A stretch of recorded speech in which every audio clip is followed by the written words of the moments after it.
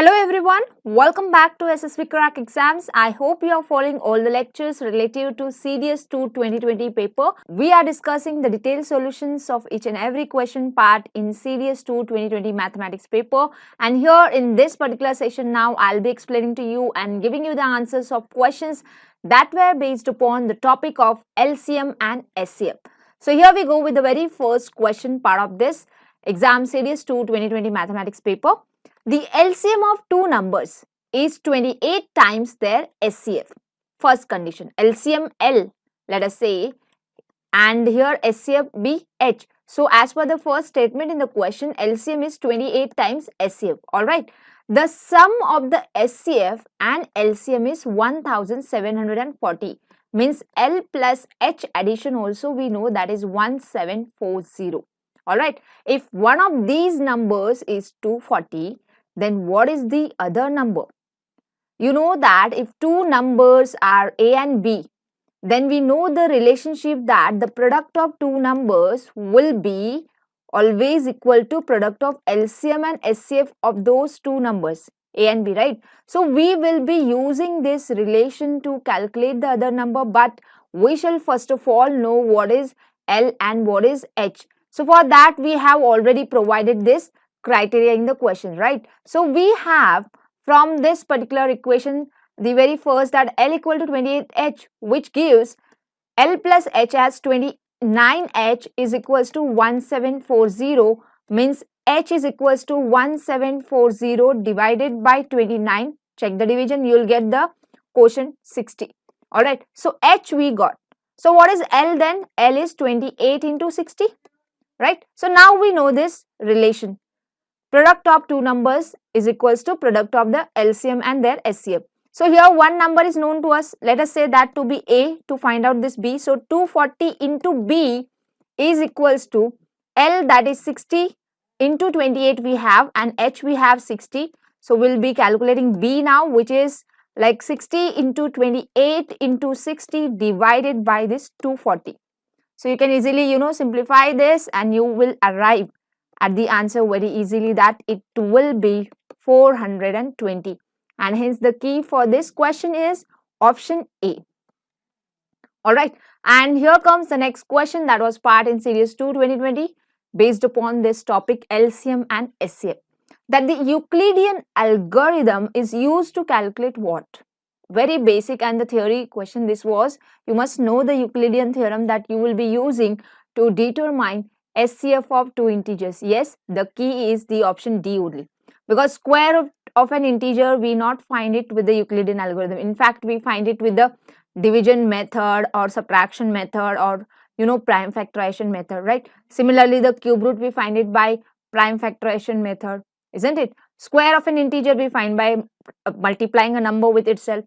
SCF of two integers is the key which we find it with the help of Euclidean algorithm, and hence the answer key for this question is option D only. Alright, so these were the two questions that were part in CDS 2 2020 mathematics paper. I hope you understood very well. If you are a subscriber, do check out the detailed content for the topic LCM and SCF, and if you are not, do check the learn.ssbcrackexams.com webpage for all the detailed content for your serious exam preparation. So all the very best, and please stay tuned to SSB Crack Exams. I will be back with another session. Hello everyone, welcome back to SSB Crack Exams. I'm Lakshmi and I'm back with another session where I'll explain to you the detailed solutions of questions that were part in the CDS 2 2020 mathematics paper, and this time I'll be giving you the answer key for all the questions that were based upon the topic of number systems. So in all, there were 10 questions based on the concepts of number systems, which includes the concepts of finding unit digits, finding the remainder with the help of polynomial theorem, and in general the number system based problems that have come in CDS 2 2020. So let us then understand about each and every question and its detailed solution one by one. But before I continue here, I would like to recall to you that if you are an aspirant and aspiring to write upcoming CDS written examination, Do check out our CDS courses to get the detailed content for your preparation sitting back home and to crack your written examination in very first attempt. So you can log on to our learn.ssbcrackexams.com webpage, or you can download the mobile app SSB Crack Exams from Google Play Store to subscribe to CDS courses. Alright, so with this, let's begin with the session with the very first question based upon the topic of number system and part of CDS 2 2020 examination. Alright, so this question was very basic question, and here provided that the radius of a sphere is a rational number. What is it? The radius r is a rational number. I hope that you all know very well about a rational number, what it is, right? A rational number can be expressed in the form of p by q, where q is non-zero and p and q will be the integers, right? We always prefer to write the shortest, the simplest form, so hence we say that p and q are relatively prime. All right, so this is what the rational number is. So radius is rational, and now they asked us which of the following is or are correct. The very first statement, its surface area, means the sphere surface area is rational, question mark. Its volume is rational, question mark.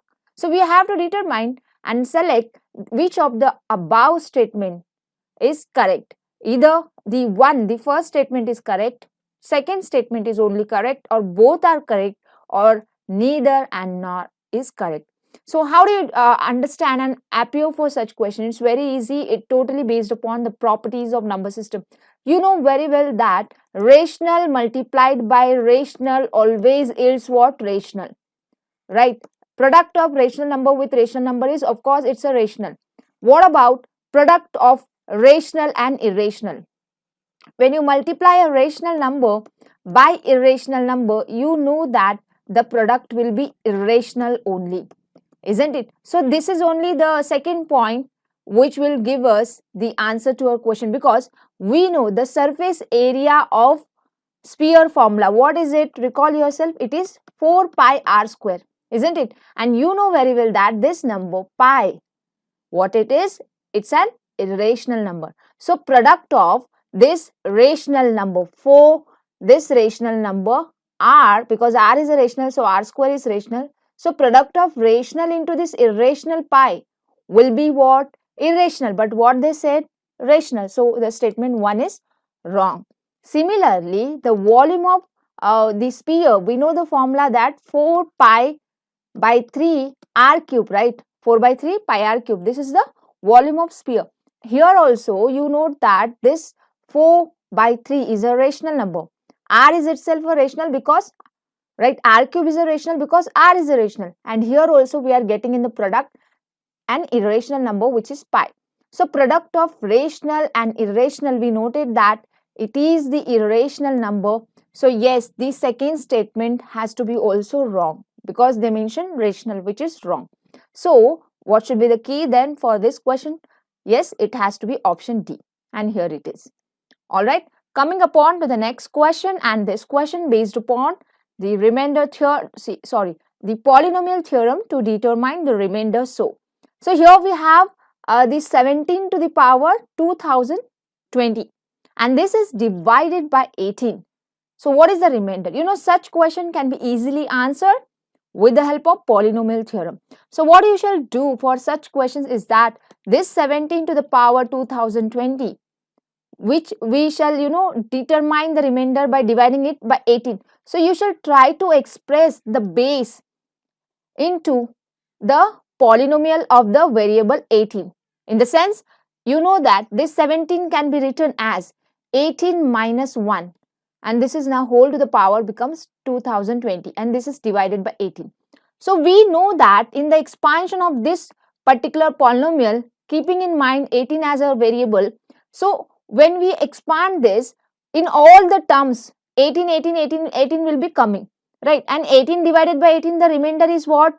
You know, their remainder is 0. So what remains is the last constant term, which is there minus this middle, the sign is minus, all right, but the last term, can you understand?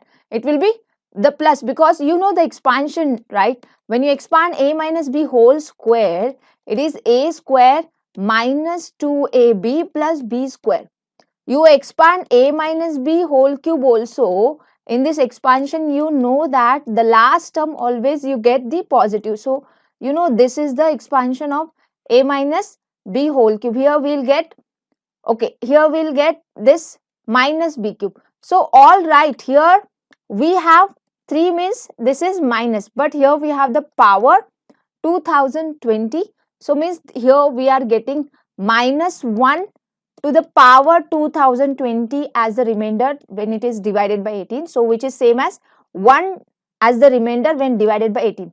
So, here be careful that this 1 which I am writing in the numerator, what is it? It's showing the remainder, and this is not 1 by 18. Please, most of the students get confused. No, this is the polynomial theorem statement we express in this form, right? And the numerator always give us the remainder. So, what is the remainder? 1, and hence the key for this particular question is option A.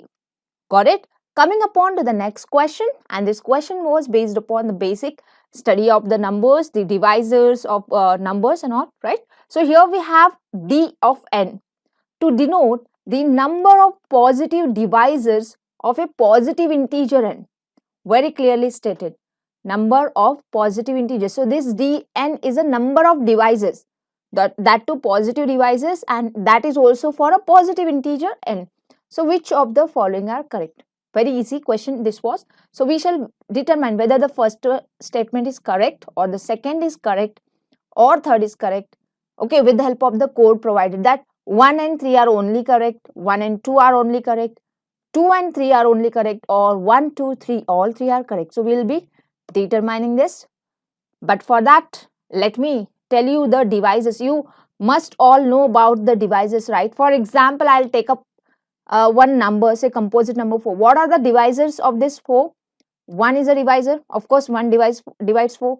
2 is a divisor, right? And 4 is itself a divisor of itself. So, 1, 2, 4. There are 3 divisors. So, I shall write that D of 4 as per the notation as 3.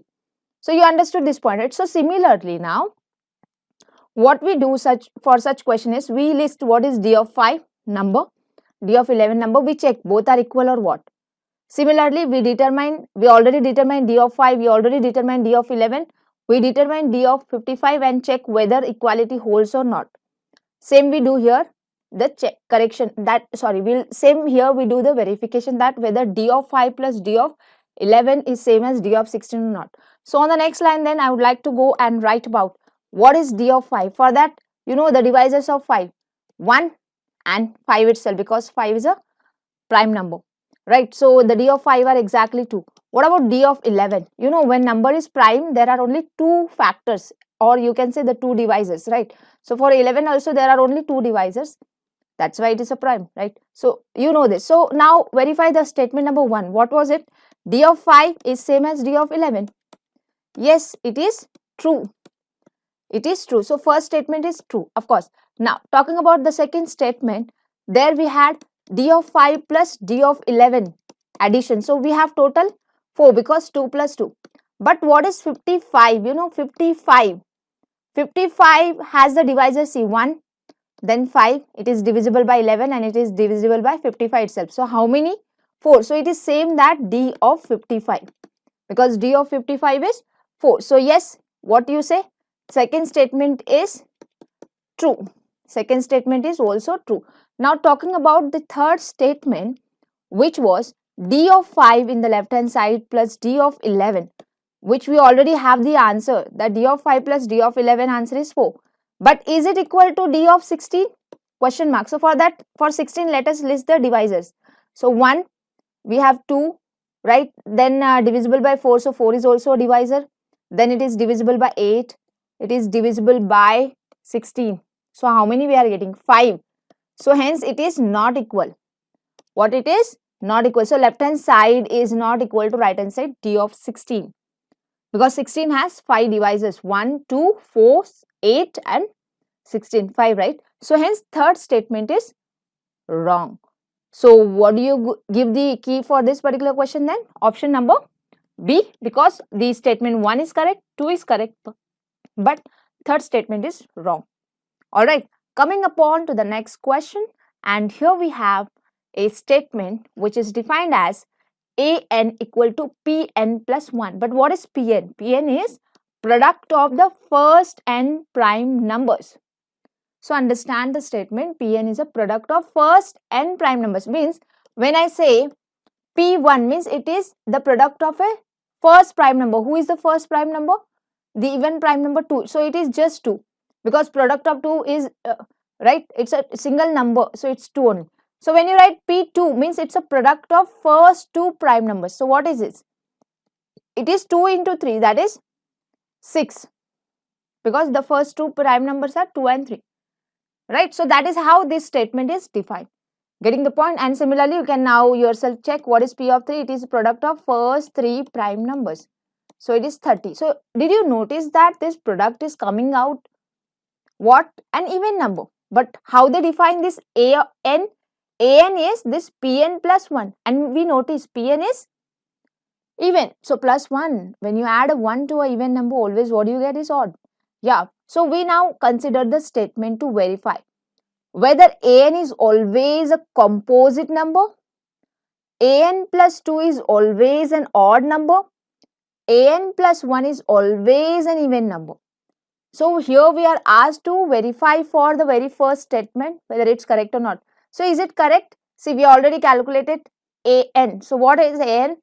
An is this 2 plus 1, 3. For the first one, a1 I would write. Then for a2, the answer becomes 6 plus 1, that is 7. Then for a3, the answer becomes 30 plus 1. What is it? 31. So are we getting the composite number? No, right? So first statement is wrong, that it is not always composite number. We are getting some other numbers, right? Prime numbers also we are getting 3, 7. So it's not always a composite number. So first statement wrong, very fine. Talking about the second statement, that there we have to verify an plus 2. So we have calculated, right? What was the a1 we calculated? It is 2 plus 1, 3. So now we are calculating an plus 2, right? So an plus 2, see, so here I have to calculate a1 plus 2. What it is? 3 plus 2, 5. a2 we had, what was the a2? a2 answer was 7, right? a2 plus 2 means 9, right? a3 we had, a3 was 31. So a3 plus 2 as per the definition, what it shall be? It should be 31 plus 2, that is 33. So what are we getting? We are getting this number as always, right? An odd number. If you want, you can also calculate one more and confirm yourself, because what was the a4? a4 was p4 plus 1, right? p4 means product of first 4 prime numbers. So 2 into 3 into 5 into 7. So 30 into 7. So 210 plus 1, what do you get? 211. Right. So here you have now a4 plus 2 to consider. So it's 211 plus 2. What it is? It's 213. So always what are we getting is odd, odd, odd, right? We are getting odd only, right? So hence the second statement is correct, that it is always an odd number. So what about this an plus 1 then? Is it an even number then? See, here only we have the answers, so we need not write again and again. So here you could see a1 was 3. So a1 plus 1 will be even. a2 was 7. 7 plus 1 will be 8. a3, 31. 31 plus 1 is 8. So it is very correct to say that this an plus 1 will be an even number always, because an is odd. Because an is odd, we are getting this an plus 1 even.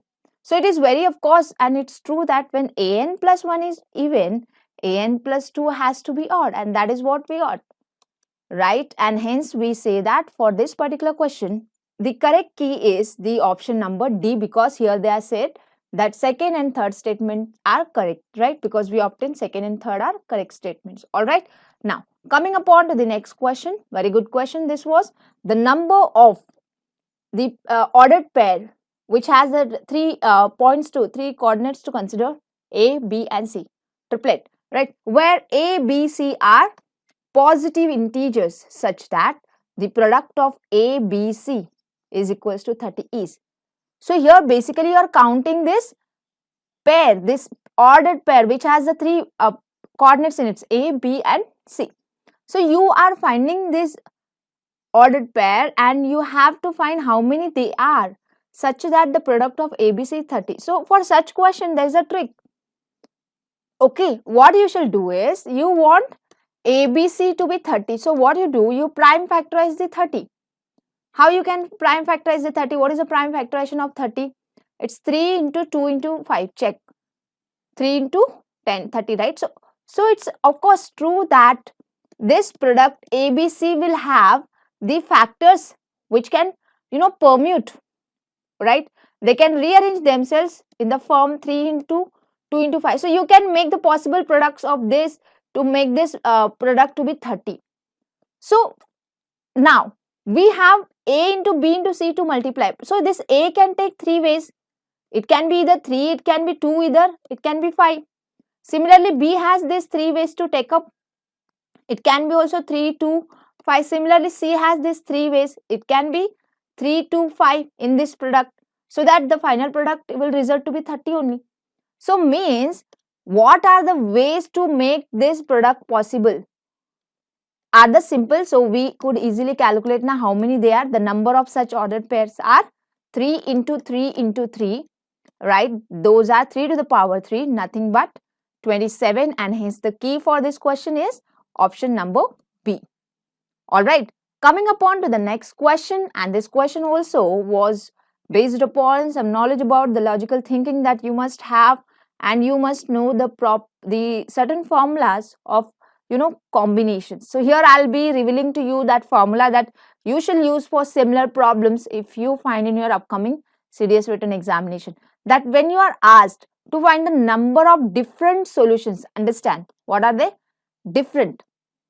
Number of different solutions of the equation x plus y plus z equal to 2, where each of x, y and z is a positive integer. So we shall find how many solutions are possible for this linear equation comprising of 3 variables. So this is not, the manual way of calculating. Though we can list it down few of the answers for x, y, z, for the values for x, y, z to get the answer 12. But manually doing is time consuming. So you shall know the alternative formula, right? So here is that formula that you shall apply for all such question, which is the combination formula. So that formula, let me reveal here, it is n minus 1 C R minus 1. Now here the question is, what is this n and r? N will be like a total we want for the equation, and r will be like the number of variables we have in the equation. So what are they then? Can you recognize from your equation that n is 12? Because the sum we want to be 12 and we want r to be selected, values to be assigned to the variables, they are total 3 numbers. So r is 3. So we'll find the answer to this number of different solutions. So number of different solutions for the provided equation is by the formula, then it's a 12 minus 1, that is 11 C2.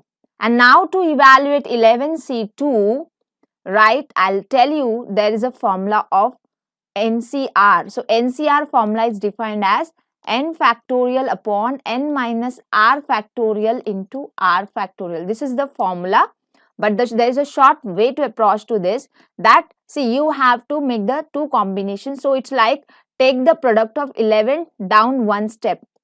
So product of two numbers starting with the 11 down 1, right, divided by product of this 2 till 1. So it's 2 into 1. So this is the trick. Okay, you can apply this formula, you will come to this same expression. So here we are getting this answer to be 55, and option C hence the right key for this particular question. Alright, coming upon to the next question now, and this question can be considered under the squares and square root knowledge also, and here I have considered this into also the number system, because here it's all about the numbers that we are dealing with, and we have here I equal to a square plus b square plus c square, where a and b are consecutive integers. Very important condition provided, that a and b are consecutive. So if a is fixed, you fix a, what can you write b? It's a plus 1, because consecutive integers are differ by 1.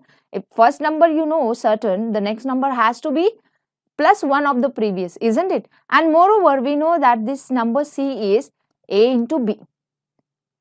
Alright, then what is I? Who is I? I is the expression made up of A square plus B square plus C square. So we have to determine about this I. Whether this I is an even number and it is not a square of an integer, or whether it is an odd number and it is not a square of an integer, or it is a square of an even integer, or it is square of an odd integer. So we'll be determining, but for that we shall know, right, the I. So we shall first of all try to simplify this I equals to the provided expression, and we have to come to the conclusion that which one of the option is correct. So here we start with I, that is A square plus B square plus C square, which we now replace it by their values. So A square is A square only, but B we know that it is A plus 1 the bracket square, right? And C we know that it is AB the whole square. So on the next line, so we have I is equals to now A square plus A plus 1 whole square formula. So it's A square plus 2A plus 1 plus AB the whole square. So let's combine this A square plus A square. So it is total 2A square plus 2A plus 1 plus AB the whole square. So here we could see that this expression will have the number common, right? So there we have this 2A common to have 2A into A plus 1 plus AB the whole square.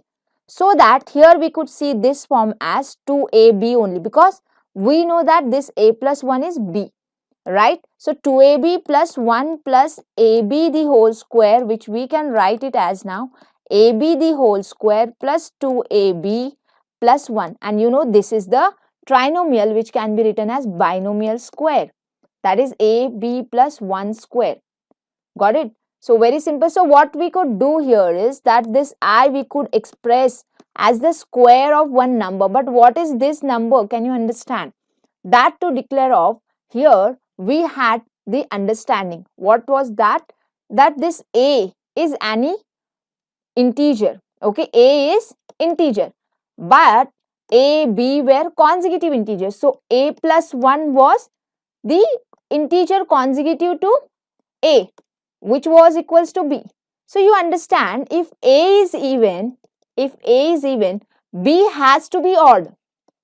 And if A is odd, B has to be even, because they are consecutive. Consecutive integers are how you know that one is odd, then 2 is even, 3 is odd, 4 is even, right? So if A is even, B has to odd, or it can be vice versa, that if A is odd, B has to be even. So this product, what do you think of? It's a product of always even with odd. What do you think of? Take up one example. 2 is even, 3 is odd, 2 into 3 is 6. 1 is odd, right? 1 is odd, 4 is even, product is even. So what are we getting? AB, this is always an even. So even plus 1, what it will be then? Odd. So this is now becoming odd number square. You got the understanding? Means what we obtain I as and square of an odd number. So odd integer here. So hence the option D is the right choice for this particular question. Alright. Coming upon to the next question, and this was very easy question based upon the divisibility this time in CDS 2 2020 mathematics paper, that the number is divisible by the smallest odd composite number. The provided number is divisible by smallest odd composite number. You know what is that? Smallest odd composite number is 9. Okay, it has to be composite, it has to be odd. So it is the smallest also, so it's not 9. Similarly, what is the smallest even composite number? It's 4. You know that, right? So what is the value of P you have to calculate? Means you have to use here the divisibility rule by 9. What is the divisibility rule by 9? Divisibility rule by 9 is that the sum of digits in the number has to be divisible by 9. Sum of the digits has to be divisible by 9. So what is the sum of the digits? Let's calculate. So here we have this sum of digits to calculate for this particular question to find out the value of P from amongst 4 options, right? So sum of digits, we are getting 2 plus 3 plus P plus 6 plus 2 plus 9 plus 7 plus 1 plus 3 plus 3 plus 5. So total, you check the addition of these all digits, this gonna be 41. So 41 plus p has to be divisible by 9 means 41 plus p should be divisible by 9 means this p has to be wisely chosen from the options. See, after doing this much, you just go with the options. Why are you thinking generally? Because we have only 4 numbers in hand to check for what should be p, so that this whole expression goes, divisible by 9, right? So it's very easy, and you can check that answer has to be 4, because 41 plus 4 will be 45, which is divisible by 9. Other all numbers you pick up for p, they won't give the resultant of sum 41 plus p as divisible by 9. You can easily check, because 41 plus 5 is 46, is not divisible by 9. Then 41 plus 6 is 47, not divisible by 9. 41 plus 7, 48, not divisible by 9, right? And hence the key for this particular question is the option number, yes, right? It's A. All right. Coming upon to the next question, and here in this question we are asked to determine the remainder when the sum is divided by what number? 4. What is the sum? It's a 1 to the power 5 with the 2 to the power 5 with 3 to the power 5 with 4 to the power 5 with 5 to the power 5. So you can, deal with this if you are known to a theorem, or you can deal with simple, because the numbers, the bases are very simple, 1, 2, 3, 4, 5, right? Their calculation, the powers calculation is very easy. So 1 to the power 5 is 1, 2 to the power 5 is 32, 3 to the power 5, it is 243. 4 to the power 5 you calculate, you gonna get that as 1024, and 5 to the power 5, it's easy, it's a 3125. And you add up these all numbers, you want to get the resultant sum, which is 4425. You can check. So 4425 is the sum. Now this sum is should be divided by 4 to find the remainder. So it's a very simple question. So 4425 you divide it by 4. It will be a mixed fraction. So 414140, 4 6 are 24. Remainder will be 1, right? So hence the answer about the remainder is the option number has to be option B. All right. Coming upon to the next question on number system, and this was based upon the unit digit. And here in this question we shall find what is the digit in the unit place of 3 to the power 99. So for that you shall know the cyclicity concept. I have covered all of them in my CDS mathematics course lectures. So you can do visit and check out if you are a subscriber. If you are not, you can subscribe to our courses and have the access to all the detailed content and concepts for the same. So here 3 to the power 99 we have. For that, the cyclicity of 3. Cyclicity of 3 is what? It is 4. So we shall divide this 99, this power, by 4. So, this can be written in the form, then this 99 can be written as 4 into 4 2s are, then we have this 19, so 4 4s are 16. So, 24 into 4 plus remainder 3. Means, to determine 3 to the power 99, what is its unit digit? We can express this as 3 to the power 4 into 24 plus 3. And hence, the remainder, then the unit digit comes out with this part, right? So, it is same to find the unit digit of now. Unit digit of 3 to the power remainder. What is the remainder? 3. In the division by cyclicity for the power. These are the concepts, right? So 3 to the power 3, it's a number 27 and it is ending with the digit 7. So it's very easy question then, hence to answer, and it was. So option number C is the right key for this particular question. All right. So I hope you are clear upon the solutions of all the questions based upon the number system. And this is one of the important topic I will say you. So if you are an aspirant and preparing for your upcoming CDS written examination, do check out our CDS courses, in particular the CDS mathematics course, for all the detailed content, for all the important topics that will give you the maximum score in your CDS mathematics paper. So all the very best for all the aspirants who did well in their CDS 2 2020, and also to all of them those are about to appear for upcoming CDS written examination. Please stay tuned to SSB Crack Exams. I'll meet you in my next session, wherein I'll come up with the more questions of the paper CDS 2 2020 mathematics section. All right. Hello everyone. Welcome back to SSB Crack Exams. I hope you are following all the lectures by us on CDS 2 2020 mathematics paper Q&A. This time I'll be providing you with the key of questions. Those were based upon in particularly on ratios and proportion.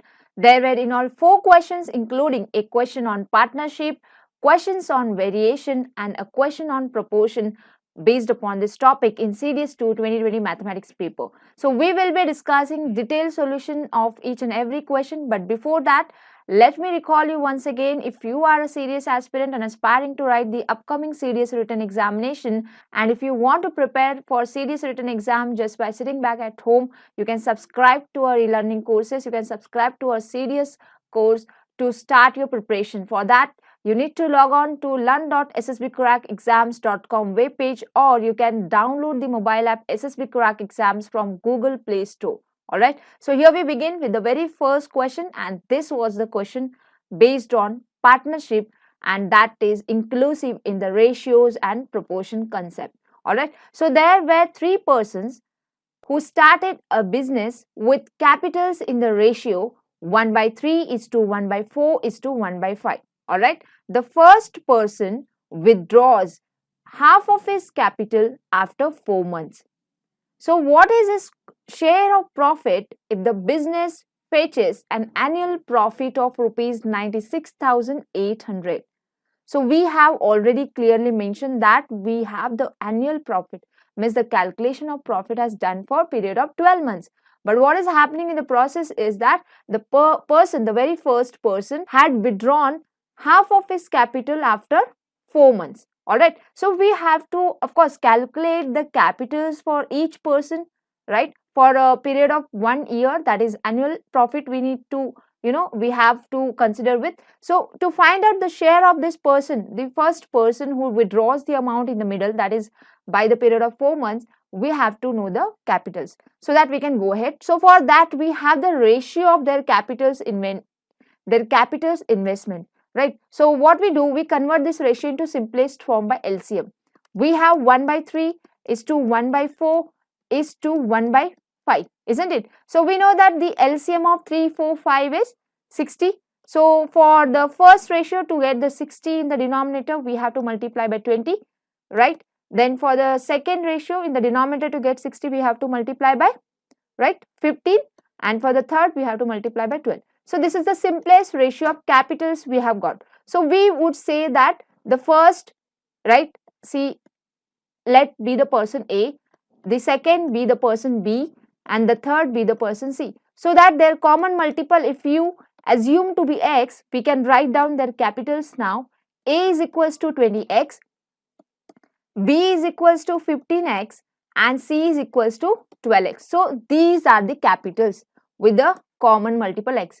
So we know now the capitals of all the 3 persons that they invested to get the annual profit of 96,800. Alright, so now we know that in the middle of by 4 months, the first person is withdrawing the amount. So for that, we have to calculate the new capitals till the end of year, so that we can find their share accordingly, right? So for the month, for the period of 1 year, so I'll be calculating capitals now for the complete year they invested for, so that they have the annual profit altogether, right? So for 1 year time period, right, that is the time period of 12 months, we will be calculating their capitals. So it's very easy. So here for the person A, what is happening here is that for the, right, till the 4th month, his capital investment is 20 times of X. What was it? What he invested. But later, right, for the remaining months, the same capital is not available, right? It has become half. So it is 10x now. Half of 20x is 10x, and this was for remaining 8 months. So what is the total capital then for the complete year that person A must be in this business? It's a 20 into 4, 80 plus 80, that is we are getting 160x. So for the person B now, let's write it down, right? So for complete year, he has not withdrawn any amount. So for complete year, we'll be writing the capital for the person B. For person B, the capital we had 15x, so it is now stable for the complete year. So 15x into 12. So this product gonna be how much? 15 into 12, right? It will be 180. So 180x, right? So for the person C now, similarly, The same goes like 12x into 12. So we have 144x. So means we have got the ratio 160 is to 180 is to 144, the capitals invested till the end of 1 year, till end of 1 year. So in this they have got the profit, right? Till investing for a business in 1 year, they have got the profit. So we want to find the share of only person A. So how do you find the share of person A? It's very simple. We have 160 part out of the total, right? What is the total of this? It is I guess it's 480. You can check out, right? Sorry, 484. So 4, this is 12 plus 6, right? 12 plus 6 is 18, carry 1, yeah, 484. So this is multiplied by, we have to find it out of the profit, the total they had, right? So it was 96,800. So you can do the cancellation conveniently and you can easily find out that this answer comes out to be 32,000 rupees. So the share of person A, hence it was 32,000. So answer is option A for this. All right, coming upon to the next question on, the variation this was. Okay, here we had x varies as y. X varies as y. Then which of the following is or are correct? Is the first statement correct, which says x square plus y square varies as x square minus y square? Is the second statement correct, where it says x upon y square varies inversely as y? Is the third statement correct, which says nth root of x square y varies as 2nth root of x to the power 4 y to the power 2? We'll be calculating of. So we'll be determining whether which one is correct, two are correct, or all three are correct. All right. So we'll go one by one for the same. So the very first statement, to verify for, we have to use the given. What it says, that x varies as y, means x is in direct variation with y. You know that this variation equation becomes x equal to ky, isn't it? So x equal to ky. So accordingly then, x square plus y square, what it shall be? It should be k square y square plus y square, that is equals to k square plus 1 times y square, right? Not only that, the second part, that is x square minus y square, we can write it down as k square minus 1 y square. Now we want to establish the relation, the variation between these two quantities, that is x square plus y square and x square minus y square. So let us take up their ratio, right? So we could see that their ratio, that is x square plus y square upon x square minus y square ratio, is constant, that is k square plus 1 upon k square minus 1. It is constant, right? So this is ultimately turning into the equation of variation, that it can be written x square plus y square varies as x square minus y square, because this is the constant. It's like same this equation of variation for the direct, right? And hence, what do you say? The first statement is correct. Now to verify about the second statement, similarly, let us work out. On the next line, we have x upon y square to consider. So x upon y square value equivalent to ky by y square. It's very clear to see it's a k by y. So it's a k times 1 by y.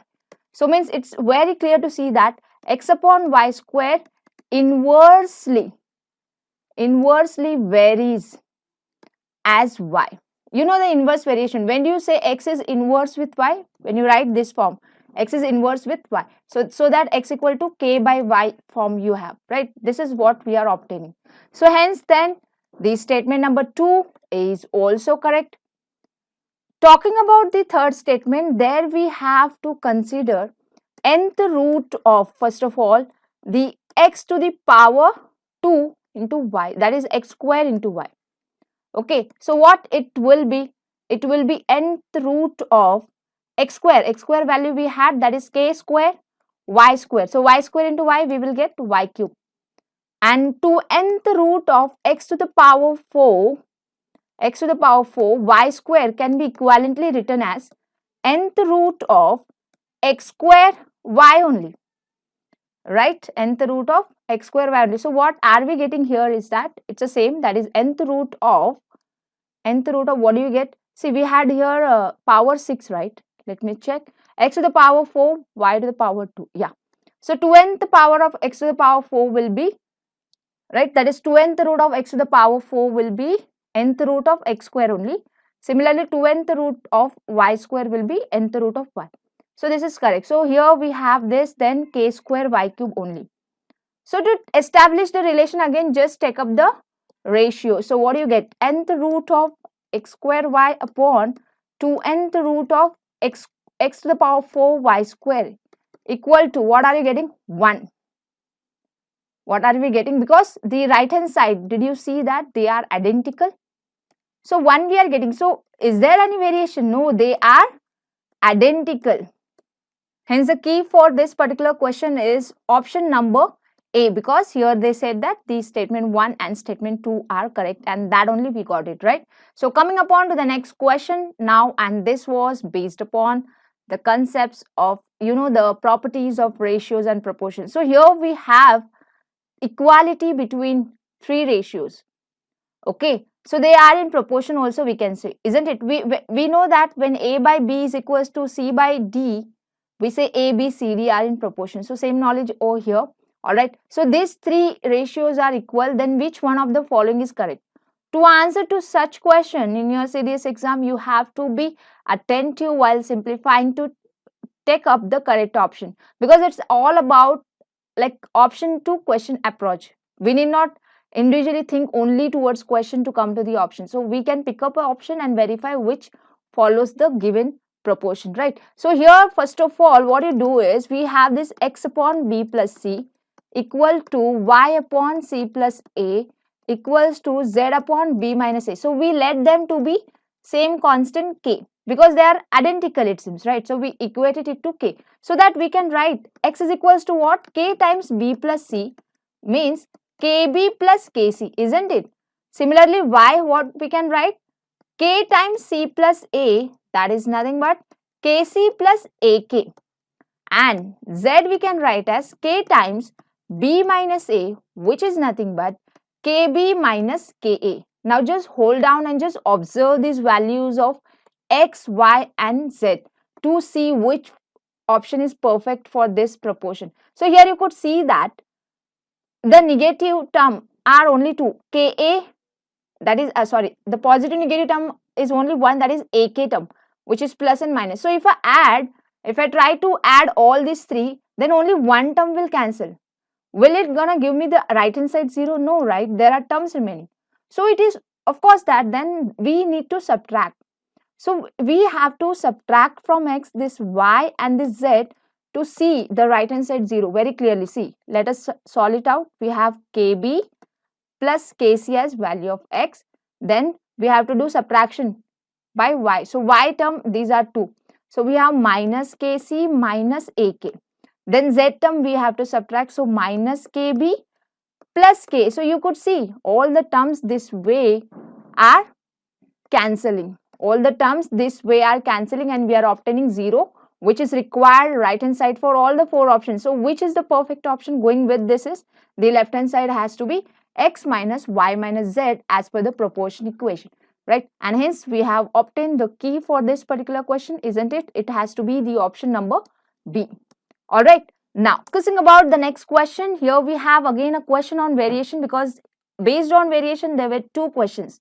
One we already discussed, now here is this, and very good question this was. When a ball is allowed to fall, the time it takes to fall any distance varies as the square root of the distance, right? And it takes 4 seconds to fall 78.40 meters. So how long would it take to fall 122.50 meters? Very clear, you have to set up the equation of variation. You have already provided with the details the first condition, that initially when suppose it takes the time 4 seconds, it can fall till the distance of 78.40 meters. So you have to use this criteria to find the constant of variation, and then you can go ahead to find the unknown parameter in the variation, provided one parameter to you. So what are the 2 parameters? They are relative here. They are in the variation. They are the time and the distance. And how they are, there is a variation between them. These 2, that time varies as the square root of distance. This is the variation. So time varies as the square root of distance. So to make it simplified, right, we can square both sides. But what is this equation of variation? This is t is equals to k times root d. Say dealing with roots might complicate it, time consuming, though you can do so, but avoid it. You can do it by squaring both sides. So t square equal to k square into d. I would consider this is my equation of variation. All right, right. So this is the equation of variation. So for this equation of variation, we have all the very details for the first criteria, that initially when t is 4 seconds, what is d? D is 78.40. Substitute this in the provided equation. What do you get? It is 4 square. See, these are seconds, okay. 4 square equal to k square into d, that is 78.40. What is 4 square? 16. So 16 upon 78.40 equal to k square. To deal with the decimals, yes, you can here multiply and divide by 100 because there are two places of decimal, right? So we have k square equal to 1600 upon 7840, which we can simplify further as 160 upon 784. Let's further reduce this fraction. So it's 4 4s are zeros are 4 1, then we have 38, 4 9, 36, then 24. So 6 are. So one more time, we have 4 1 0, then we have 4 4 16, 4 9. So we are getting value of k square. All right, don't try to go for the square root. Just take it this as only the value, because what is our equation of variation? It is t square equal to k square into d.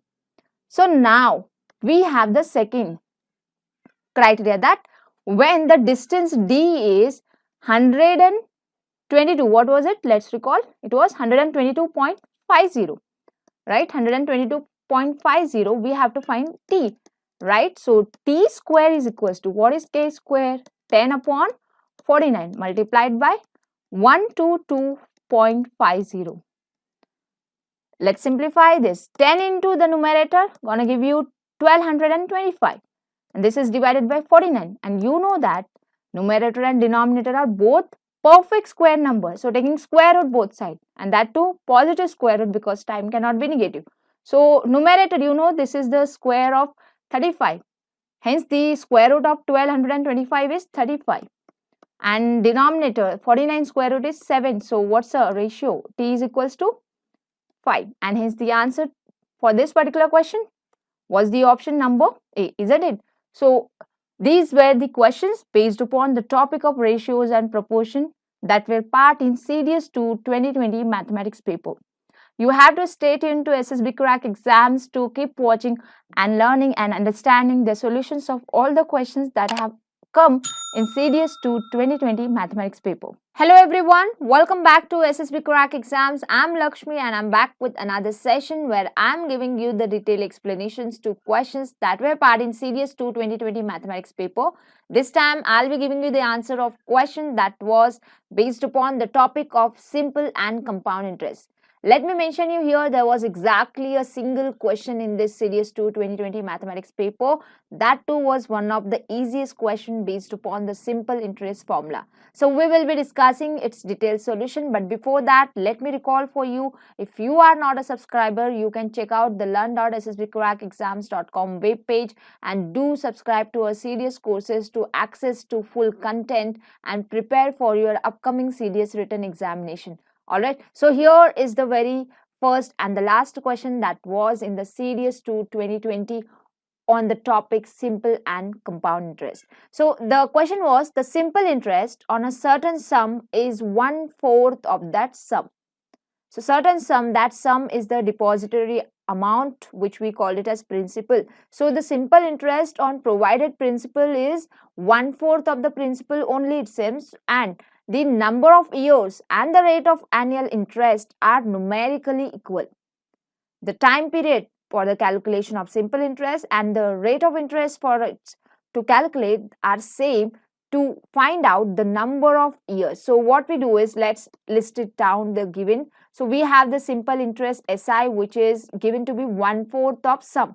For that we shall assume our initial sum to be certain. So we will assume that to be P, stands for principal, and you know the initial amount that we deposit, it's a sum or it's a principal, same, right? So SI is P by 4 as per the question, and then we know that this time period and the rate of interest are numerically equal. So T is the time period if you assume the number of years for which we calculated simple interest, then rate of interest is what?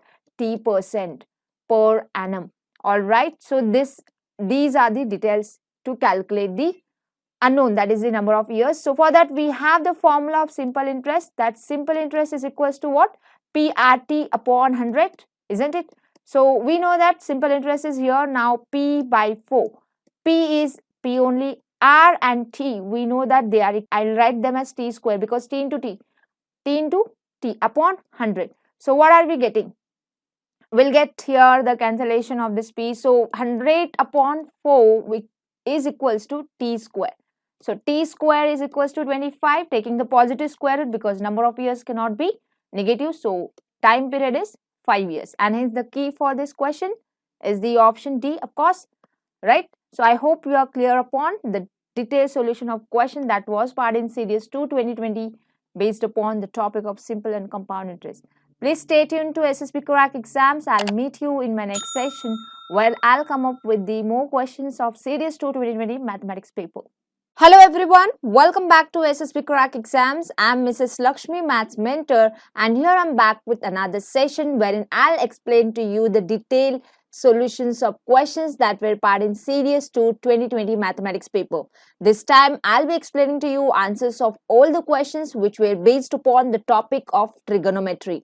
Let me mention here that there were in all 12 questions which were totally based upon the basic concepts of trigonometric ratios, angles, and the identities. So we'll be discussing the detailed explanations of each and every question based upon the trigonometry part of CDS 2 2020 mathematics paper.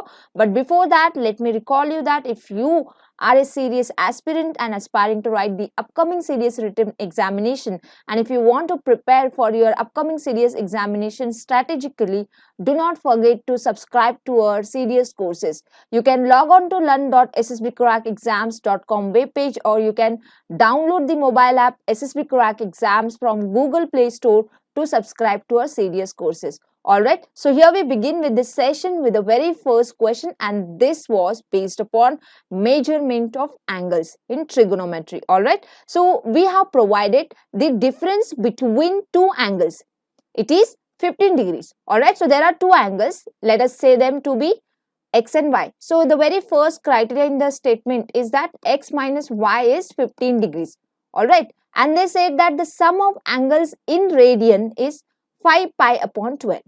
So for the same two angles, we have provided their sum, and that is provided in radian. Alright, we know, we have studied in the trigonometry how to convert the radian measure into degree measure. So you have to multiply it by 180 by pi, right? So you can simplify and you can check that this simplification, this 12 1, 12 1, 12 5. So we have this sum, that is x plus 5 equal to 75.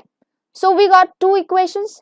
So just by adding this equation 1 and 2, we could easily calculate measure of angle x, and by substituting either of 1 or 2, we can calculate the other angle, isn't it? So we add this 1 and 2, so we could see that 2x is equals to, because the y angle, it's a plus and minus, it will get cancelled, right? So 15 plus 75, what do you have on the right hand side? 90. So this is implying that the measure of x is 45 degree. So if x is 45, it's clear that y is how much? 30. Isn't it? Very clear, because x minus y is 15. Okay, so we got x, we got y. Now what they said, see in the question, the bigger angle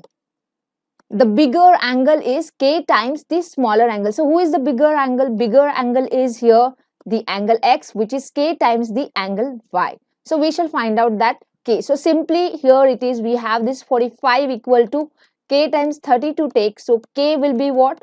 45 upon 30. So calculate this ratio. This will come out to be 3 by 2. Very clearly.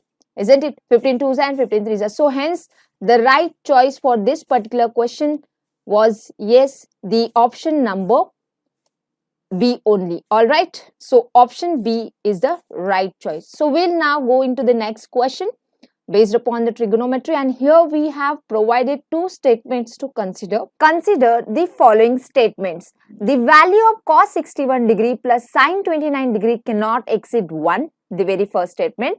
And the second statement provided is the value of tan 23 degree minus cos 67 degree is less than 0. So we shall find out which of the above statements is or are correct. We shall check whether only the first statement correct or only the second is correct or both are correct or neither and nor are correct statements. So for that we'll be verifying for each statement. Alright, so very first let us pick up the very first statements, that is cos 61 degree plus sin 29 degree. Always for such question just check out the angles provided for the trigonometric ratio. See, you know that this 61 and 29 add up to 90, means these two angles are complementary angles of each other, isn't it? So we here now know that then this cos 61 degree can be written as sin 29 degrees only, because we know the relationship that cosine theta can be replaced by sine of 90 minus theta. So I replace this cosine 61 by sine 90 minus 61, which is sine 29. So what do we obtain? The value of the expression provided in the first statement is 2 times sine 29 degrees. Now you know very well the value of sine 30 degree, it is half. And if you now find the sine ratio for angle below 30 degree, it is of course less than half, isn't it? So this is very clear that this value, the value sine 29 degree will be less than half. Very clear. So it will be very clear that this inequality will take the value less than 1. But right, got it? Less than 1. So what do you say this statement, understanding that the first statement is the value of the expression cannot exceed 1, because we found the value is less than 1 for the expression provided in the statement 1, and hence we would say that the statement number 1 is very correct. Now talking about the statement number 2, we'll take up on the next line, and we see here that tan 23 degrees minus cot 67 degrees can be simply written as tan 23 degrees minus tan 23 degrees only. Why? Did you notice that 23 and 67 are again complementary angles? So I used there cot theta replaced by tan 90 minus theta, and hence we could see that the value of the expression provided in the second statement is fixed, it is 0, and they were saying that it is less than 0. So means the second statement is wrong. So hence what should be the correct key for this particular question? It has to be the option number A only, where only the first statement is the correct statement. So option A is the right choice. Alright, coming upon to the next question now, and here we have the angles alpha and beta, which are clearly the acute angle, as you could see. Alpha and beta both can be 0 or both can be 90, and they can be between 0 and 90 degrees, such that this cosine of alpha minus beta value is 1. Then what is sine alpha minus sine beta plus cos alpha minus cos beta equals to? Is it minus 1? Is it 0? Is it 1? Or is it 2? We have to determine. So very easy question. This was on trigonometry in CDS 2 2020 exam, because here you just need to make use of this condition number 2 and the condition number 1. Condition number 1 is clearly telling us that alpha beta cannot, exceed 90, right? And they can be both 0. So here we have very important scope here, that the cos of alpha minus beta equal to 1 means this cos of alpha minus beta can be only equated to cosine of 0, because this one value is for cosine of 2 pi, 4 pi, because that is not acceptable for alpha beta, so we won't take it, right? So we have then this scope that cos of alpha minus beta equal to cos 0, which says that alpha minus beta equal to 0, which says that alpha equal to beta. So when alpha is equals to beta, now we are easy to calculate the value of expression, that it is sine alpha minus sine alpha. I am replacing this beta by alpha only because both are equal, and here we have cos alpha minus cos alpha. So we could see that the value of expression is clearly 0, and hence the right key for this particular question is the very clear, it's option number B only. Alright, now coming upon to the next question on trigonometry, and here we have the value of the expression, that is cosec theta minus sin theta value, that is p cube, and sec theta minus cos theta value, that is q cube. Then what is the value of tan theta we shall determine? Very simple, try to make use of the given.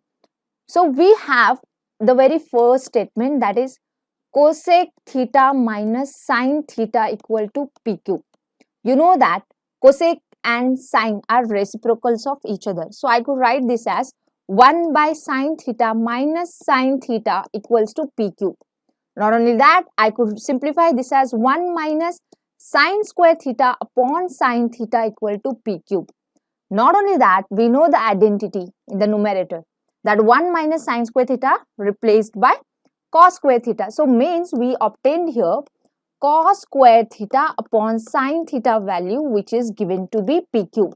So this is our value, say equation 1 to be taken for p cube, or the left hand side value can be taken as p cube, whichever required in our simplification. So for second, now we'll do the similar simplification, that is secant theta minus cos theta we have as q cube, and we also know here that secant theta and cos theta are reciprocals of each other. So we could write this as 1 minus cos square theta upon cos theta equal to q cube, which can be written as, because of this identity, 1 minus cos square theta as sine square theta upon cos theta. So we obtain q cube, we obtain p cube. So we can just notice that if I take the ratio of these two statements, so what is the left hand side? Left hand side is cos square theta upon sine theta. This is divided by the second statement, left hand side we have in terms of thetas, that is sine square theta upon cos theta, and right hand side we have p cube upon q cube. Just have taken the ratio. Okay, this is to here, take the ratio. Alright, so now you could see division. This here, there is a simple calculation that cos cube theta upon sine cube theta we would get, right? But what we require, it's a tan. So I would take the reciprocal both the side, so that I can write tan cube theta equal to q cube by p cube, and this is giving you the value of tan theta as required, that is q by p. Alright, and hence the right key for this particular question is the option B. Q by P is the value of tan theta as asked. Alright, coming upon to the next question now, and here we have the value of expression cos 47 degrees plus sin 47 degrees equal to K. Understand this? Alright, so we have this value and we have to find out the value of cos square 47 degrees minus sin square 47 degrees. Got it? So for that, first of all, you see that the provided expression for which we shall find the value can be simplified with the help of identity in algebra, that is a square minus b square identity. So we could write this as, first of all, cos 47 plus sin 47, that is a plus b term, into a minus b term, that is cos 47 minus sin 47. Now out of these two factors, we know already the value of one factor, which is fixed k. So this is can be written as k times cos 47 degrees minus sin 47 degrees. Alright, so your task is just to now determine what is this cos 47 degrees minus sin 47 degrees. Alright, so for that we have to take the help of identities in trigonometry. Alright, so we know formula from the trigonometry that there is a cos A minus cos B formula, but here what do we have is the term cos A minus sin A. So what we do is we make use of, first of all, the complementary relation, and we will write this expression as k times cos of 47 degree as it is minus, you know, this sin 47 can be written as cosine of 90 minus 47, and that would be simply cos 43. Alright, so now we could see that we have the formula cos A minus cos B to use here. For that we know that formula, that it is minus 2 times sin A plus B by 2. A plus B you do, it's 90, 90 by 2 is 45 degrees.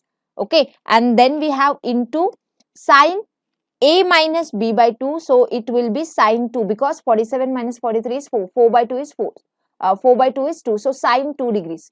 So here I have used the formula. So let me note here formula for you, that I have used cos a minus cos b formula there, which is minus 2 times sine a plus b by 2 into sine a minus b by 2. Alright, so we got this. So we star mark this equation because here we are unknown with this value of sine 2 degrees.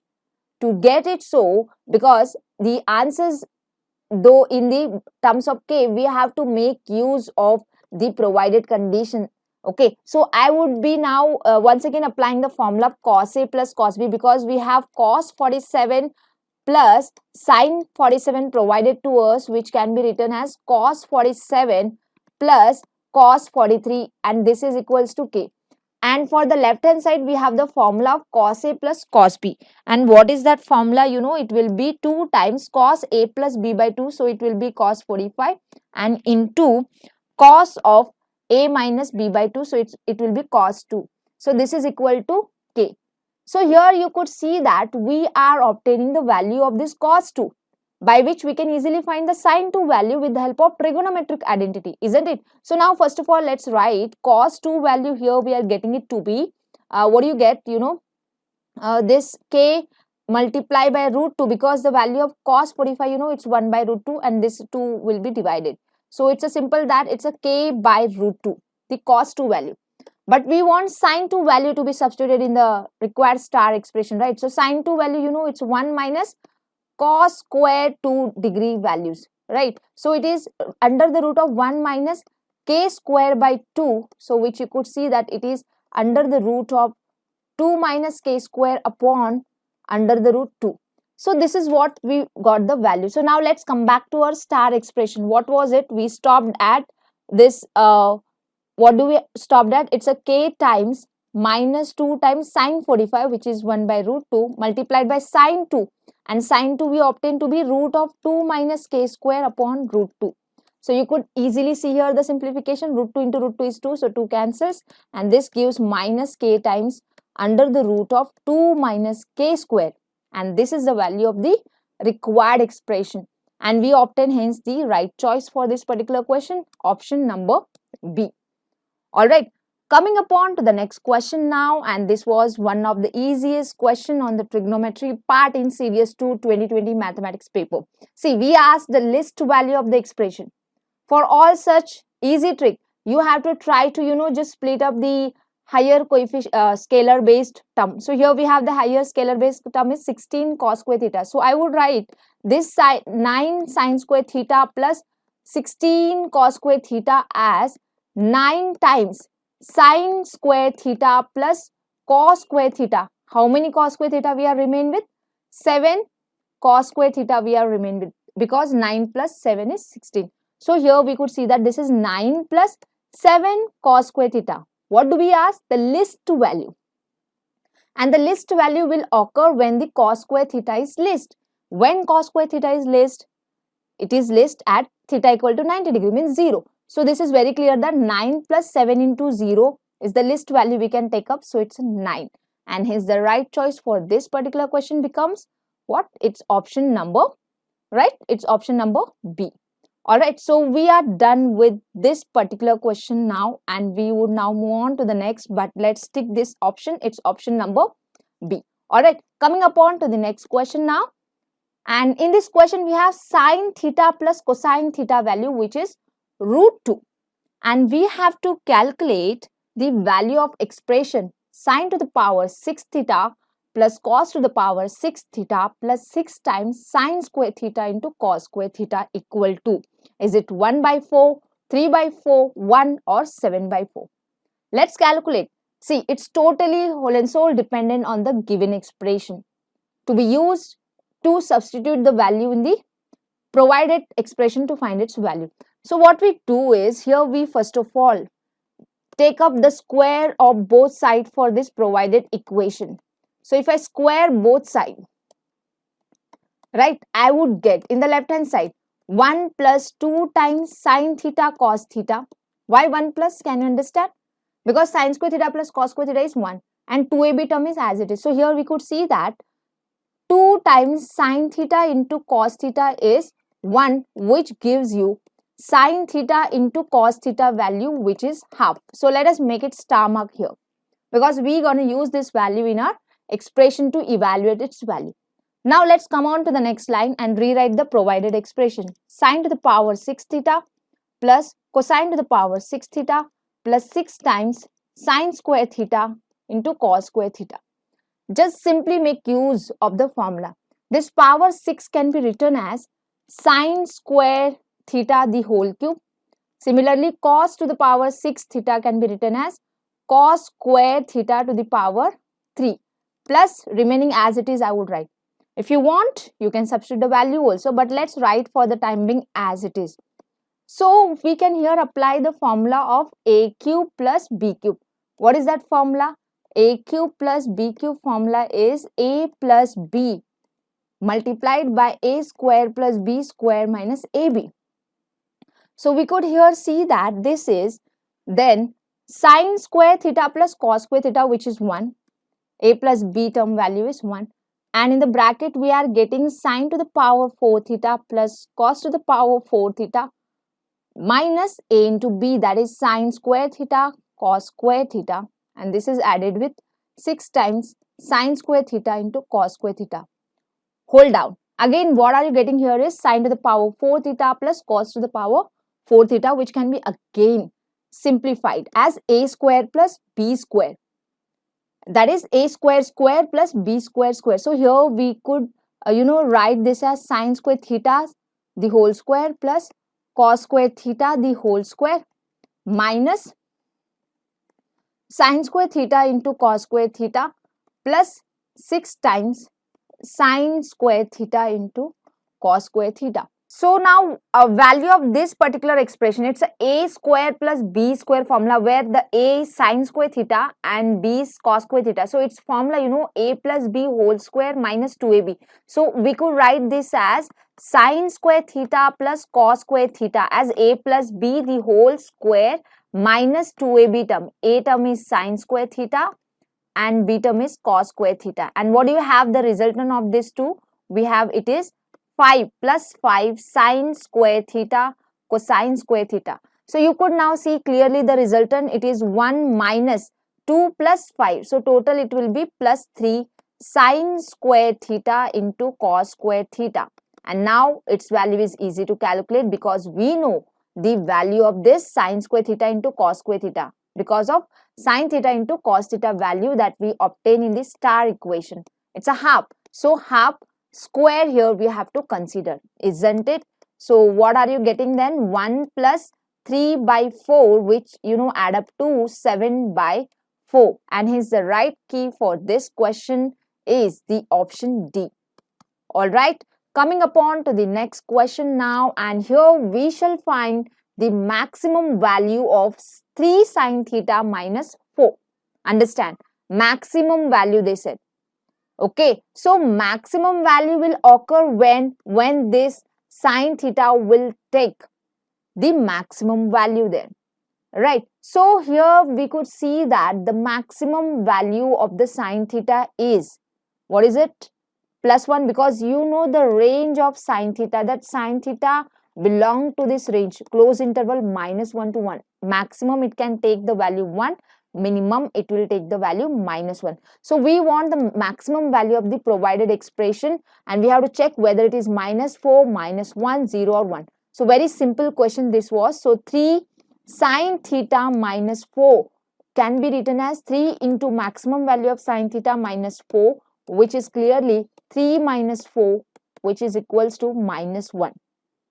You take the minus 1 as the sine theta value. See, you're gonna get the smaller number. That's not the maximum value. We want the maximum value, and the maximum value that this expression can take is only possible when this sine theta is maximum, and sine theta is maximum means value of sine theta will be the maximum, that is 1 only. So very clear to you, and hence the key for this particular question was the option number B. Alright, so option B is the right choice. Coming upon to the next question now, and here we have two equations again, okay, to check out and to verify them with their given study, and we have to check which of the above statement is or are correct. So statement number 1 is that the equation is true for all theta. What is that equation? 2 sine square theta minus cosine theta plus 4 equal to 0. We have to check whether this equation is true for all theta or what. See, if it will be true, we shall get that criteria. If you are not, obvious, we will come to the conclusion that it is not true for all. So we will reject this truthness of the statement. Then second statement, we have to verify that tan theta plus cot theta cannot be less than 2 or what. Okay, so we have to check tan theta plus cot theta. Can it be less than 2? Cannot be less than 2. Okay, where theta belongs to the range 0 to pi by 2. So one by one we verify. So first of all, let's discuss about the very first statement. This is a simple equation. We can convert it into a variable equation, either in the cosine we can say only, because this sine square theta we can write in terms of cosine as 1 minus cosine square theta, so that we can have a quadratic equation in terms of the variable cosine theta, right? So we could see that this is 2 minus 2 cos square theta minus cos theta plus 4 equal to 0, which is now can be written as minus 2 cos square theta minus cos theta plus 6 equal to 0. Now taking minus sign common and sending it to 0, we would write this as 2 cos square theta plus cos theta minus 6 equal to 0. What is it? It's a quadratic equation in the variable cosine theta, and you can use the quadratic formula to find the value of cosine theta. What is that formula? Minus b plus or minus under the root of b square. B is the coefficient of middle term. Here it is 1. So 1 minus 4 into a into c. So a is 2, c is minus 6. So 4 into 2 is 8. 8 6 are. Right. So what are you getting? 48. But there is a minus. So it will become here plus. So 1 plus 48. This is upon 2 into 2. 4. So we could see that this is minus 1 plus or minus 7 by 4. So this is what we obtain. Let's write it down on the next line, that cosine theta we obtain to be minus 1 plus or minus 7 upon 4, which are nothing but the values minus 1 plus 7 by 4 and minus 1 minus 7 by 4, which are nothing but 6 by 4, that is 3 by 2, or what is the other value? Minus 8 by 4, that is minus 2. So what you got? You got that the cosine theta is either 3 by 2 or it is minus 2. Can it be possible? Can it be possible? Because we know that, the cosine theta, the range of cosine theta is what? It's a closed interval minus 1 to 1 only. So how it can be minus 2? How it can be 3 by 2? 3 by 2 is more than 1. So not possible. So very clear that then statement number 1 is wrong statement, because they said it is possible for all theta, but we obtained that it is not at all possible, because we got the falsity. We got cos theta values by solving the equation which are wrong. It cannot possible. So we are done with the verification of first statement. Now talking about the second statement, what they said, tan theta plus cot theta cannot be less than 2 or what. So for that we have the simplification to do here. So we'll go on to the next line first of all. So tan theta plus cot theta, let's simplify this. We know the simplification of this is like by converting into sine and cos as sine theta by cos theta plus cos theta by sine theta, which can be simplified further as 1 upon sine theta into cos theta. So which can be written as 2 upon sine 2 theta. Why? Because just adjust here 2. So 2 sine theta cosine theta, it's a sine double angle formula. So this is what we are obtaining. What we are obtaining? Tan theta plus cot theta value is 2 upon sine 2 theta. So now let's make use of the given. What they said in the given, there was a range for the theta. What they said that 0 less than theta less than pi by 2. But here we are interested in 2 theta. So 0 less than 2 theta less than pi. Now it's an important step that when theta lies between 0 to pi by 2, 2 theta will lie between 0 to pi, and this range you have to understand that it is the range that 2 theta can take the value from 0 to pi by 2, right? It can take the value pi by 2 because pi by 2 is lying in that, so it can be pi by 2, and then from pi by 2 to this pi it will take. So there's a, yes, of course, scope that the value of this expression will be 2 when this theta is pi by 4, and pi by 4 belongs to this interval, right? So this value can be 2 and it can be greater than 2 only. It cannot be less than 2. So for that you can take this 2 theta values. You take the 2 theta values from the provided interval randomly. You can take up 90, 60, 30, 120, some standard angle, and you can verify that all the time value of this expression will go beyond 2. All right, because only at one point when theta is pi by 4, right, you are getting the value of the expression 2. Later it will be beyond 2. So it's hence very much true that the second statement that tan theta plus cot theta cannot be less than 2 because it is greater than 2 always, and hence the second statement is true. First statement we obtain false. So what is the right key for this particular question? Option B only. Alright, coming upon to the next question now based on the trigonometry. Here we have cos theta plus secant theta equals to k. Alright, cos theta plus secant theta equal to k, and we shall find the value of the expression sin square theta minus tan square theta.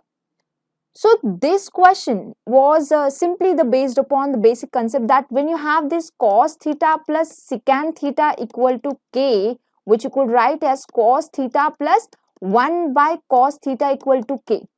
And you know, you can make use of this given. If you square both sides, okay, and you can express in terms of the minus, because they asked us the value of expression with the minus within it. So what we do is we try to find the value of cos theta minus 1 upon cos theta.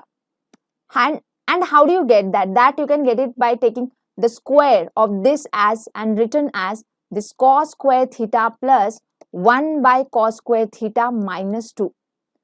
But here we don't have the value of this cos theta minus 1 by cos theta, but we have cos theta plus 1 by cos theta value. So what we do, we make the changes in the formula. What we do is we take up here the value that this squaring on both sides will give you cos square theta plus 1 by cos square theta, right, plus 2 equals to k square.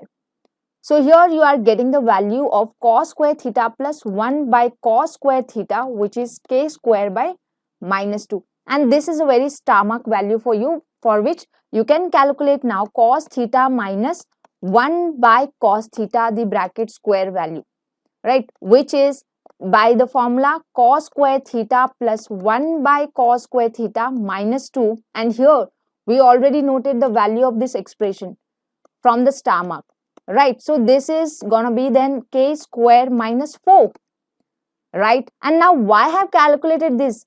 For that, this is the question. So let me simplify and show you how this sin square theta minus tan square theta is the star mark equation that we obtain, for which we obtain already the answer, but it's a verification for you. So let's do it on the next line, that this sin square theta minus tan square theta can be written as sin square theta common 1 minus 1 upon cosine square theta, which can be simplified to minus times sin square theta 1 minus cos square theta upon cos square theta, which you know as per the identity this term becomes sin square theta. So total we are getting minus sine to the power 4 theta upon cosine square theta. All right, but we want in terms of sine cosine, right? So this sine to the power 4 theta we can write it as sine square theta the whole square, and this is upon cos square theta. And now rewrite the identity that 1 minus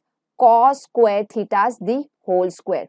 And now what I do is this cos square theta I will take in the bracket. So I would have cos theta only as the denominator. So whole square have put. So you could see the simplification there now, that we are getting minus times 1 upon cos theta minus cos theta the bracket square. And apply this minus inside, it gives the same simplification, that cos theta minus 1 by cos theta the whole square. And by the way, you know minus a the whole square is same as a square. So it's same. So did we not obtain the same thing, right? So the provided expression for which you supposed to calculate the value was this expression only, which I calculated the value, that is k square minus 4, and hence the right choice for this question was the option number C. Alright, coming upon to the next question now, and this was little tedious question but not that difficult. So let me explain to you this question.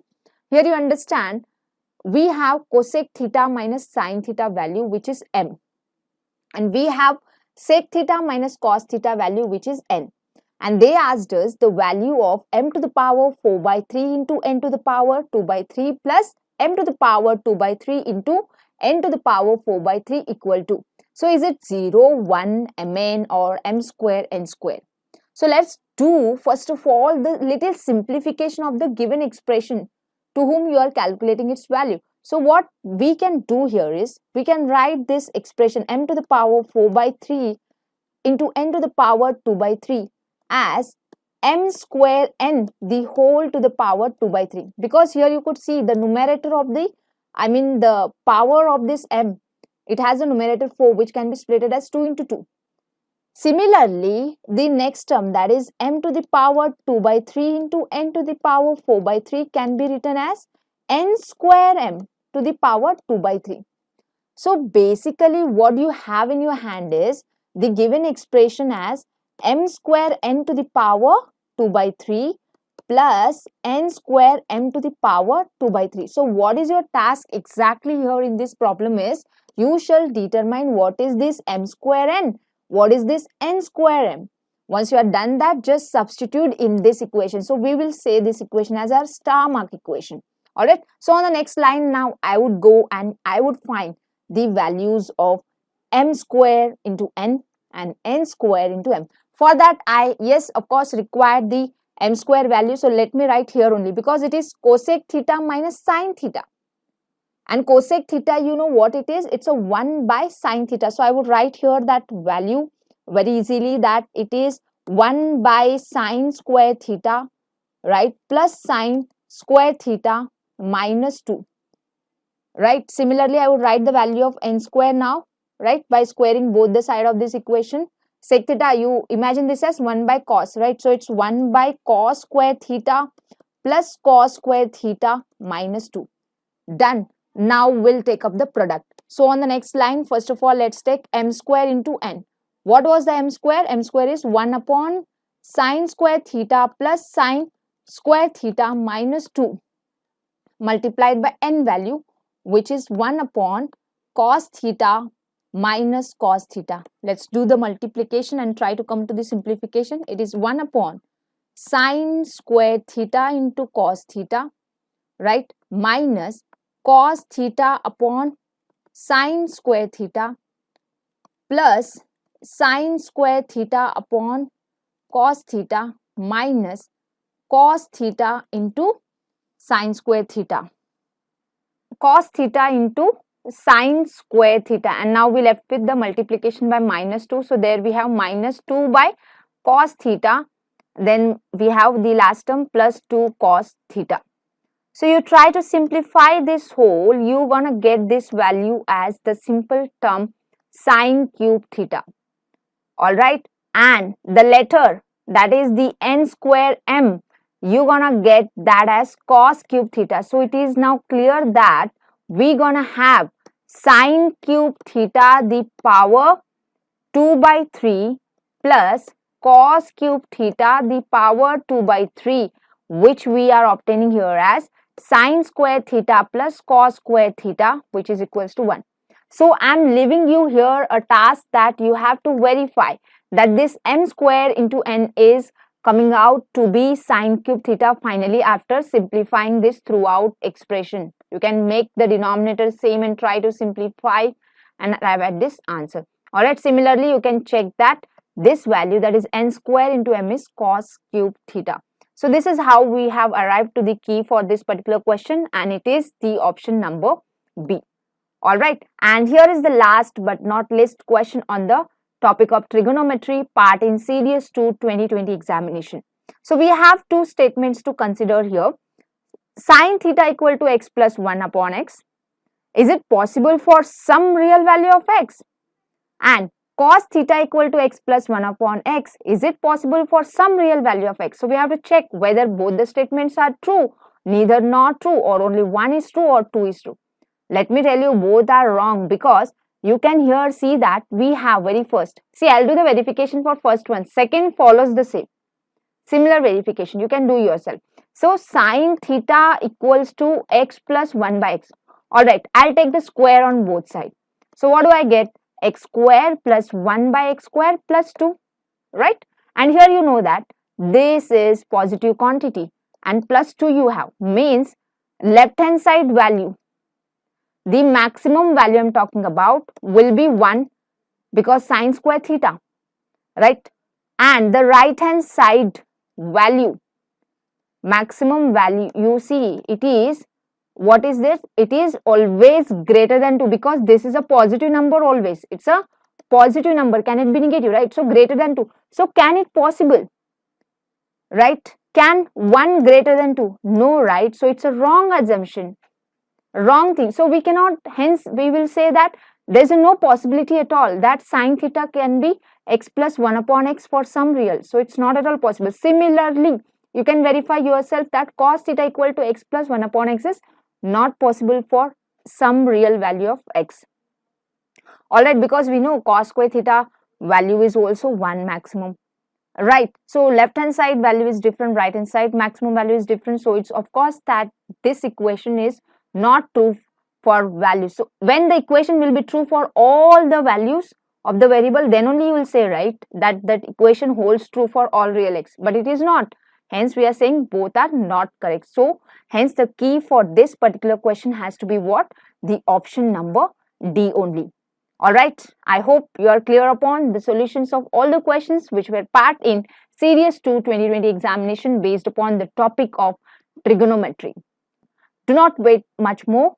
See that you are logging on to our webpage, the learn.ssbcrack exams, to gather all the required information you want to know for our CDS courses, and do subscribe to our course to start your preparation from today. So all the very best for all your upcoming defense written examinations. Jai Hind. Hello everyone, welcome back to SSB Crack Exams. Welcome to yet another session by SSB Crack Exams, where we are solving for you the CDS 2 2020 mathematics papers questions. And this time let's understand the key of question that was part in CDS 2 2020 based upon the topic of work and time. There was a single question this time in CDS 2 2020 compared to previous examinations. Although there are the fluctuation, there can be 1, 2 or max to max 3 like that questions in your CDS exam based upon the topic work and time. So to check out all the detailed content, if you are not a subscriber, do not wait anymore. Do check out the learn.ssbcrackexams.com webpage, or you can download the mobile app SSB Crack Exams from Google Play Store to subscribe to our CDS courses to have the detailed understanding of the content and the importance of the topics, as well as the strategic study plan to prepare and get the maximum score in your upcoming CDS written examination. Alright, so let's begin and understand the solution of question that was part in CDS 2 2020 based on the topic work and time. If X main working X hours per day can do X units of work in X days, then Y main working Y hours per day in Y days would be able to do K units of work. So what is the value of K? So this question was very basic and based upon the important rule that we had discussed in our content lecture, the advanced rules, right? You remember the rule M1 D1 H1 upon W1 equals to M2 D2 H2 upon W2, where M1 M2 stands for group of men performing a task. D1, D2 stands for the number of respective days they are taking. H1, H2 stands for number of hours they are working per day respectively. And W1 and W2 indicates the amount of work they've done. This can be in terms of wages as well. So this is the relation that we have, right? The unitary relation between this M, D, H and W.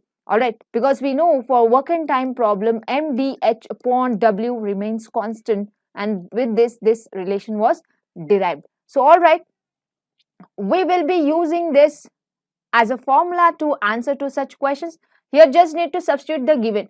X main is a M1, right? D1, the number of days they were working, right? The X days they said, right? That is X. Okay. And H1 also they mentioned X hours per day. X. Upon W1 they mentioned they are performing and completing X units of work, right? So this is equals to M2 was Y, D2 Y, H2 Y hours per day, but W2 is unknown, that is K, which we shall find out. So very easy, isn't it?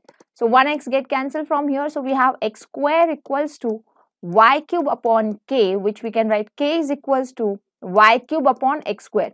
Now use the laws of indices. The denominator, the x to the power 2, can bring it to the numerator with the power minus 2 there. And hence the key for this particular question is what it should be? It should be the option number D, that is y cube into x to the power minus 2. Alright, so this was the single question based on the topic of work and time. Please stay tuned to SSB Crack Exams. I'll be back with another session for CDS 2 2020 Mathematics paper.